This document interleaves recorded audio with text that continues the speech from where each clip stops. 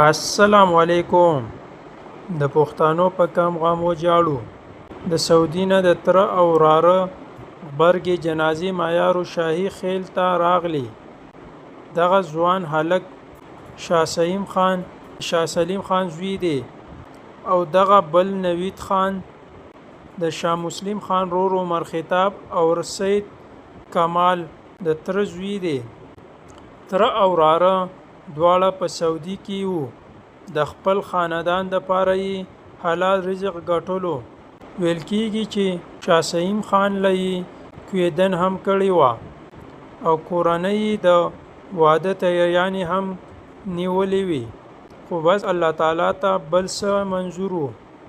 یو میاشت مخکې اکسیډنټ کړی و، دواړه پکې وفات شوي وو.